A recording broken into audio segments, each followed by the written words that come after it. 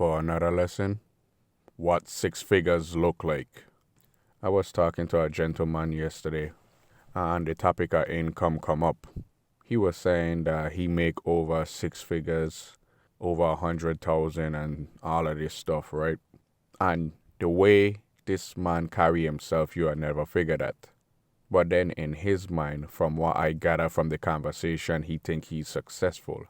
If you making over 100 grand, which ain't nothing in today's dollars, why are you so unhappy? Why do you come to the same place every day for a job? Right, exactly. Because that little 100,000 you making ain't shit.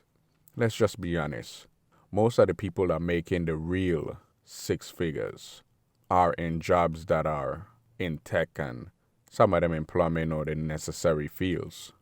But yet, he was in the military and most of his income is made up of his disability money. If you didn't have that disability money, you'll be up shit's creek.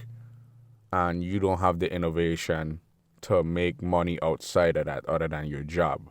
Because he showed me his Instagram and all this stuff. And he's one of those people that want to live the high lifestyle. You gonna learn. Eventually, you gonna learn. In my humble opinion, the six-figure club is a fallacy. Unless you at 250 and up, you still in poverty.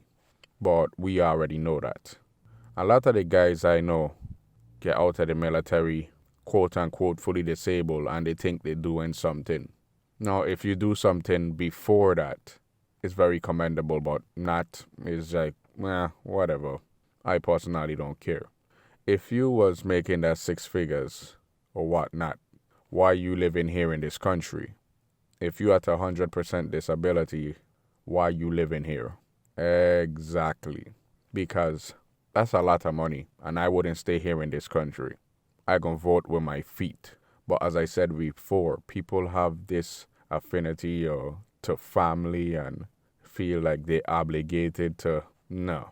You need to go somewhere else where the opportunities are boundless. The opportunities here is curtailed. I don't need to tell you that. Six figures ain't nothing. The lower six figures ain't nothing here in this country, depending on what state you live in. But if you live in progressive states that are all about taxing you into the ground, then that six figures don't mean nothing. If you one of those people that love the action and city life and all of the BS in between, you gonna move to a city where the population is more dense and everything gonna cost more. Remember, you get what you pay for. If you're one of those individuals that prefer green, grass, rolling hills, gravel driveways, but you gonna be far away from anything city-wise, then you're gonna pay a lower price because it's more sparse, the population. And you know which states I'm talking about. Your LAs and New Yorks and San Francisco and all those places, you're gonna pay an arm, a leg, and a kidney.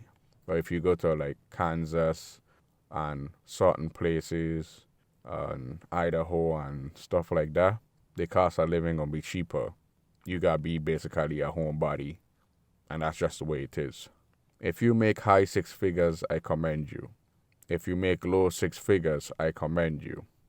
But if you include in money that coming from the military, yeah, you on it, but most people don't ever grow past that because they get comfortable and they just like, I don't need to work anymore because I could chill now, when you should be using that money to further yourself.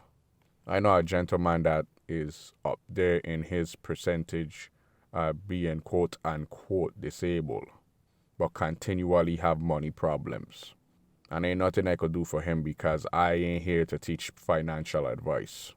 And if you at 37 and you ain't figure it out, when are you going to figure it out? I don't personally care because it's not my problem. I don't pocket watch other people.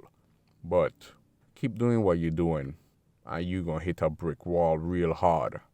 And when you hit that brick wall, I promise you, you're gonna be ruined. And I don't care how much safety bags, I don't care how much seatbelts you wear, and I don't care if you wearing a full body suit, you ain't gonna survive if you continually going down that path of believing that shit is secure. You've been taught